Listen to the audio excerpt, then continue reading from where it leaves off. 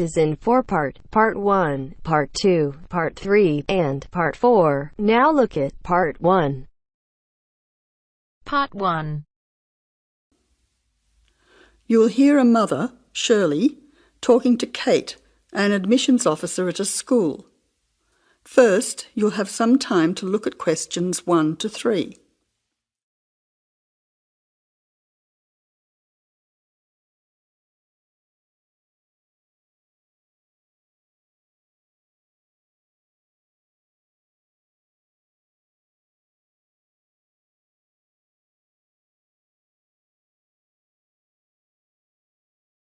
Now listen carefully and answer questions 1 to 3.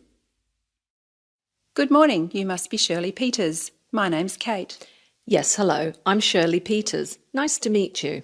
You have a 10 o'clock appointment with us. That's right. I'm supposed to go to the admissions office. Is that here? Yes, it is. Please take a seat as I have several forms for you to fill in to enable you to enrol your son at this school. We have a form for your name, address and so on, one for the health of your son, and one for him to choose extra subjects to join in. Thank you. Now, firstly, this form is just so we have a record of your son's personal details. Can you fill it in for me? Yes, I'll do that now. Can I just check the details with you? Your son's first name is John. No, that's his middle name after his father, Richard John. My son's name is Colwyn. Can you please spell it C-O-L-W-I-N, not C-O-L-W-Y-N, as some people do? Yes, I'll make a note of that. And how old is Colwyn? I've put down that he's entering year 6, so therefore he's 11 years old, turning 12 this year. So at the moment, he's 11. Yes, correct.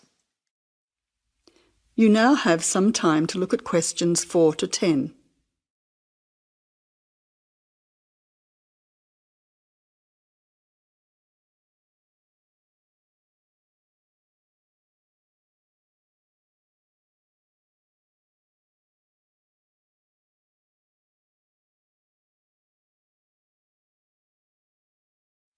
Now answer questions 4 to 10. Let's move on to your address. Do you live at 7 Watley Crescent, Mount Lawley? Yes, that's right. The street is spelt W-H-A-T-L-E-Y Crescent in Mount Lawley. Yes, I can see you've written that. Which phone number is best to contact you on? Well, I'm out and about doing things during the day, so probably my mobile rather than the home number.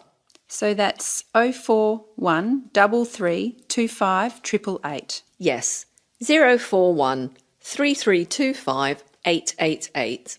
Secondly, can you complete this form regarding your son's health?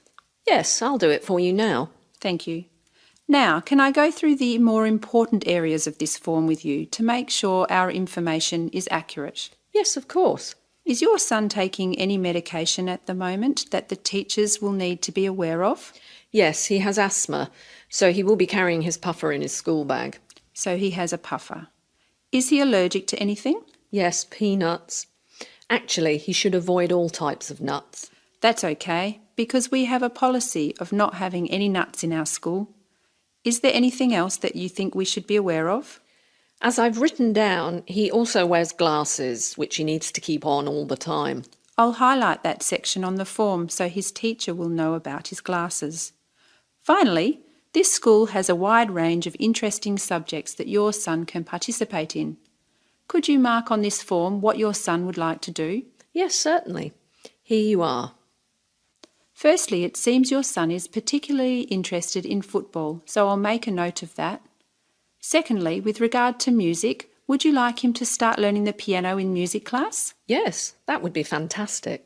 Now, turning to art, I'll let his art teacher know that he likes drawing cartoons. Wonderful. Finally, let's look at languages now.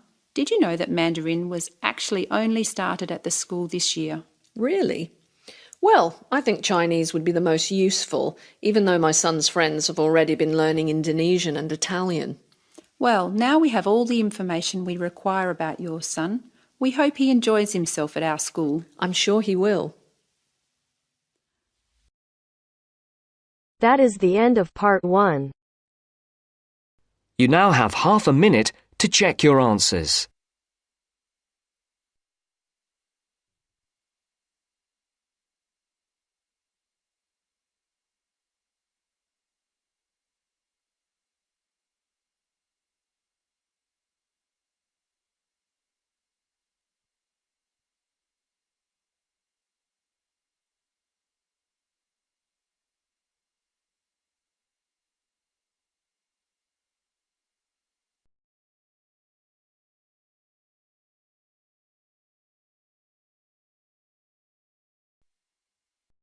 Now turns to Part 2.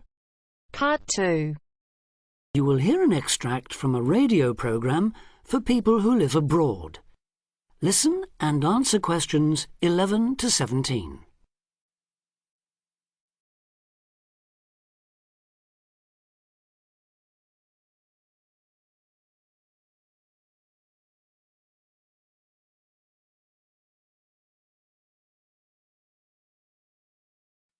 Listen and answer questions 11 to 17. You're listening to Expat News, a weekly broadcast for the English-speaking community in this great city. In today's programme, we'll be hearing from Tom O'Hara, who's going to tell us about all those different associations you can join. Tom. Good evening. Yes, in a city with so many of its residents born outside the country, it's hardly surprising there's such a huge range of expatriate clubs and societies. And many of these, of course, are aimed at English speakers. So, first and perhaps most obviously, we have the sports clubs, which in some cases field teams in things like rugby and tennis that compete against clubs in other parts of the country or even abroad. You don't have to play at this level to have fun, though. They can be just a great way to do some exercise and, of course, to get to know other people, especially if you're new in town. The same can be said of the many hobby and interest clubs that have sprung up here.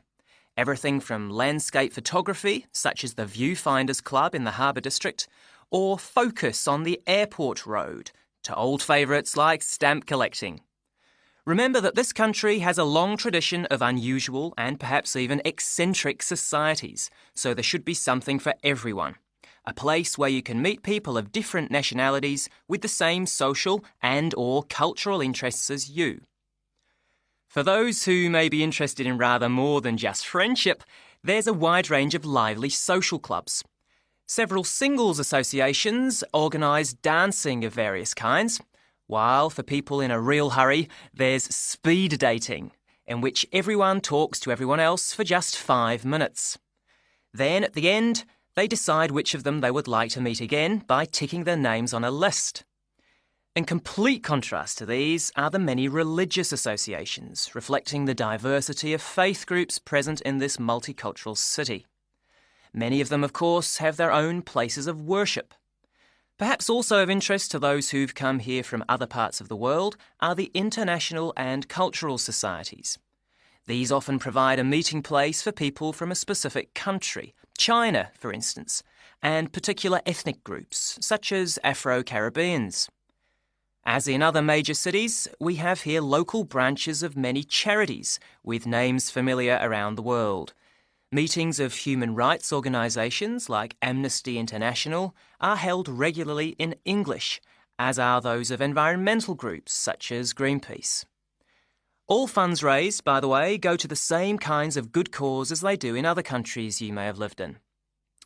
Inevitably, perhaps, there are also the political clubs, often connected with a particular party and, indeed, a particular country. So we have, for example, a local association of Republicans linked to and campaigning for that party in the US, and Liberal Democrats here doing the same for their party in Britain. Finally, on a lighter note, there's plenty to choose from in the performing arts. Whether you enjoy taking part or just watching and listening, you can take your pick from a whole range of groups. To take just a couple of examples, there's light opera at the Memorial Hall in the city centre, or a very lively amateur theatre company in the Park District. In summer, they give open-air performances of Shakespeare plays, free of charge.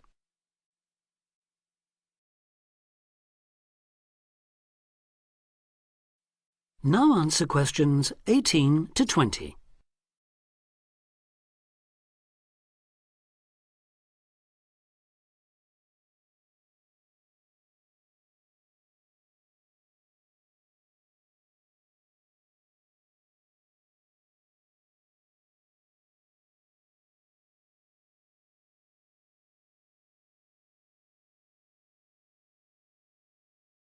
Now answer questions 18 to 20.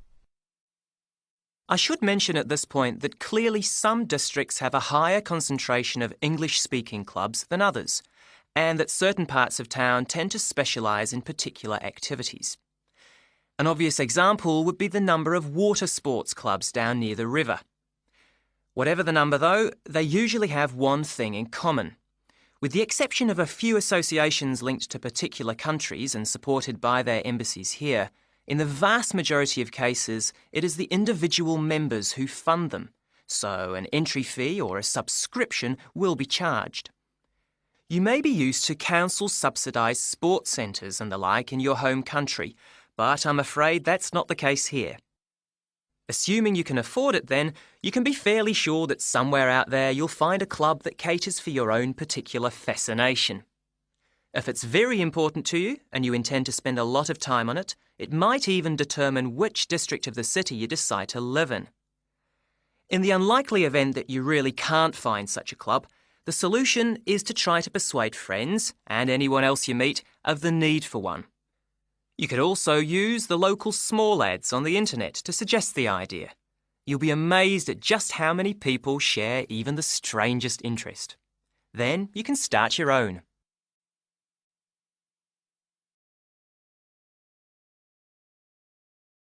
That is the end of part 2. You now have half a minute to check your answers.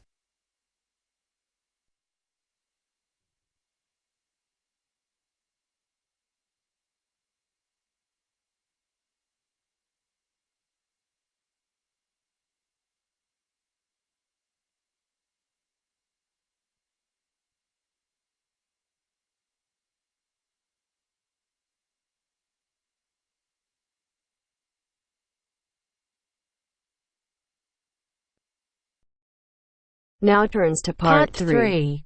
You will hear part of a talk on cultural research.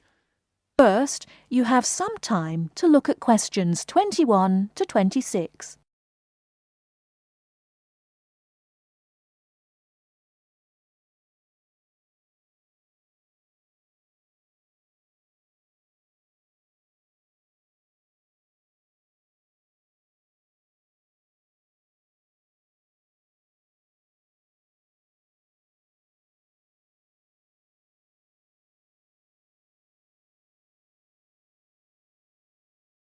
Now listen carefully and answer questions 21 to 26. Having referred briefly to the general definition of culture, I want to move on to an example of cultural research in action, a real example of what researchers into culture are doing. This is a study done in 2004 into the global teenager hypothesis.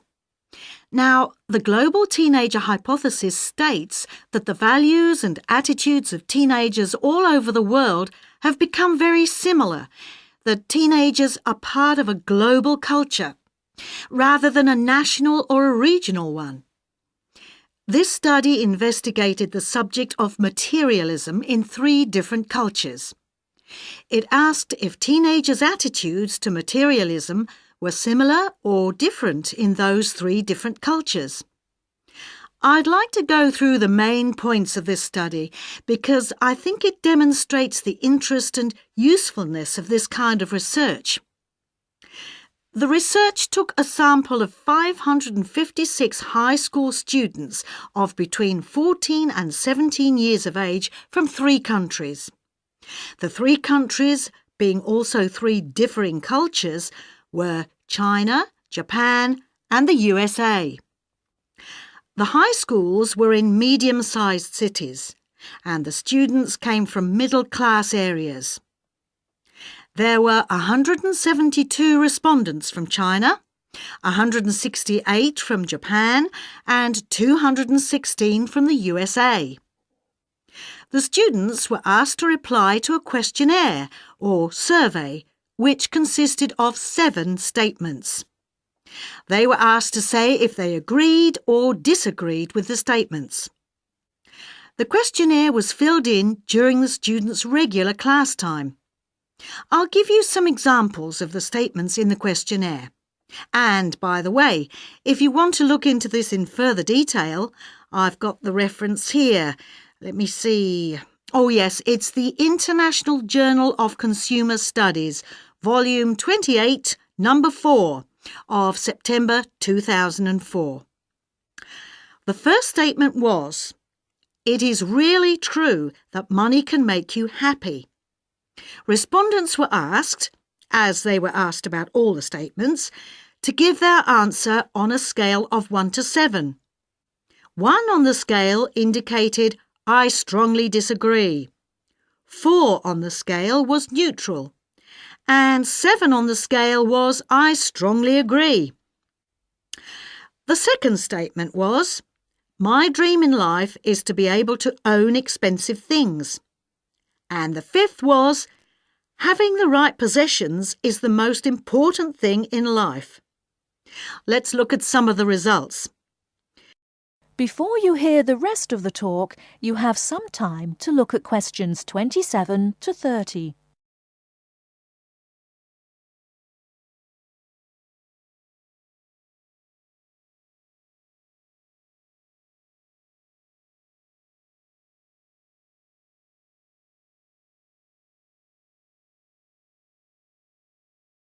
Now listen and answer questions 27 to 30. I'm sure. Let's look at some of the results.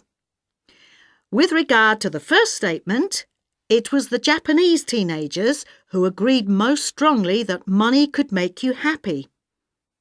The Americans were second, and the Chinese agreed least. However, regarding one's life dream being to own expensive things, it was American teenagers who agreed most strongly with this, and the Chinese who agreed least. As regards the fifth statement about owning the right things, the Americans agreed less strongly than the other two groups. It was the Chinese who agreed most strongly with this statement. I haven't been able to analyse all aspects of the study in this lecture, but it does suggest that the hypothesis is not supported by the data. It may be that the culture of the USA is more individualistic, whereas the Chinese culture is more collectivist or communitarian. However, it does not seem to support the global teenager hypothesis. As always, this is something on which we need to carry out more research. That is the end of part 3. You now have half a minute to check your answers.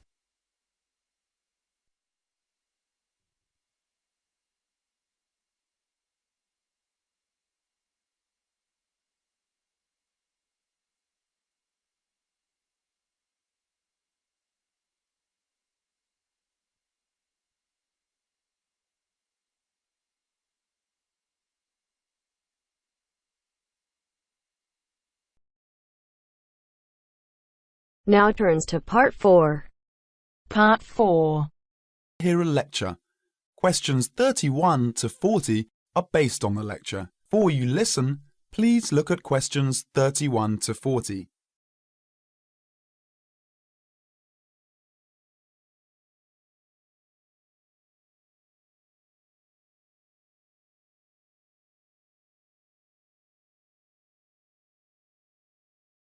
Now listen to the lecture and answer questions 31 to 40. Urban and community forestry can make great differences in our lives. Each one of us can make a personal contribution. As we develop and apply technologies for a better way of life, oftentimes side effects adversely affect our natural environment. For example, in our urban areas, summer temperatures and noise levels are higher than in surrounding countryside. Air pollution problems are more concentrated, and the landscape is significantly altered, reducing personal health benefits available to us by reducing access to wooded areas and green open spaces. Trees help solve these problems. Now, 75% of us live in cities and towns, and we can act individually to improve our natural environment through planting and care of trees on our own streets. and by supporting community-wide forestry programs. Through technology, we are learning more about trees and how they benefit mankind, and how we can do a better job of planting and caring for these trees that make up our urban forests. Trees are major capital assets in Australia's cities and towns. Just as streets, sidewalks, sewers, public buildings and recreational facilities are part of a community's infrastructure, so are publicly owned trees. Trees, and collectively the urban forest, are important assets that require care and maintenance, the same as other public property. Trees are on the job 24 hours every day, working for all of us to improve our environment and quality of life. Without trees, the city is a sterile landscape of concrete, brick, steel and asphalt. Picture your town without trees. Would it be a place where you would like to live? Trees make communities livable for people. Trees add beauty and create an environment beneficial to our mental health. Trees impact deeply on our mood and emotion, providing psychological benefits which are impossible to measure. A healthy forest growing in places where people live and work is an essential element of the health of the people themselves. A well-managed urban forest contributes to a sense of community pride and ownership. Trees and other plants make their own food from carbon dioxide in the atmosphere, water, sunlight, and a small amount of soil elements. In the process, they release oxygen for us to breathe. Trees remove gaseous pollutants by absorbing them through the pores in their leaf surface. Particulates are trapped and filtered by leaves, stems, and twigs, and washed to the ground by rainfall. Air pollutants injure trees by damaging their foliage and impairing the process of photosynthesis. They also weaken trees, making them more susceptible to other health problems, such as insects and diseases. The loss of trees in our urban areas not only intensifies the urban heat island effect from loss of shade and evaporation, but we also lose a principal absorber of carbon dioxide and trapper of other air pollutants as well.